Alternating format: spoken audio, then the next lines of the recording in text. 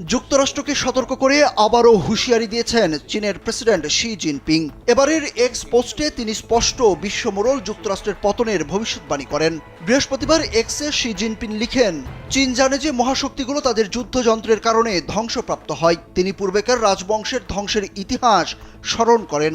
যুদ্ধবাজ মনোভাব কিভাবে একটি জাতিকে ধ্বংস করেছে তার বর্ণনা দেন। ওই পোস্টে শি লিখেন, খ্রিস্টপূর্ব ৩য় শতাব্দীতে শক্তিশালী কিন রাজবংশ যুদ্ধরত রাজ্যগুলোকে একত্র করে। তারা মহান প্রাচীর নির্মাণ করে এবং চীনের প্রথম সম্রাটের কাছে টেরাকোটা সেনাবাহিনীকে হস্তান্তর করে, কিন্তু সৈন্যদের অবিরাম যুদ্ধে বাধ্য করে এবং সাম্রাজ্যের গৌরবের জন্য জনগণের রক্ত শুষে নেওয়ার পর এই রাজবংশ মাত্র ১৫ বছরের মধ্যে ধ্বংস হয়ে যায়। ভীষণ এসি নিয়ে এলো মানিব্যাক গ্যারান্টি অফার। ১ মাস ব্যবহার করে সন্তুষ্ট না হলে সম্পূর্ণ টাকা ফেরত। শি তার পোস্টে ৮ম শতাব্দীতে পরাক্রমশালী তাং রাজবংশের কথা মনে করিয়ে দেন।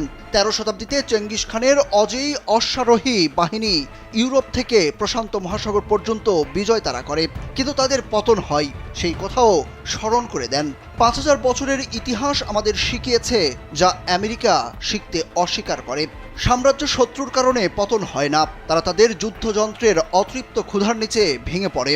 ওই পোস্টে শি ট্রাম্পকে উদ্দেশ্য করে প্রশ্ন করেন, ৭৫০টি সামরিক ঘাঁটি দিয়ে বিশ্বকে ঘিরে রাখা এবং প্রতি বছর প্রায় $১ ট্রিলিয়ন ধোঁয়ায় উড়ে যাওয়ার সঙ্গে আপনি কি ইতিমধ্যেই আপনার প্যারেডে সেই ভূতের পদধ্বনি শুনতে পাচ্ছেন?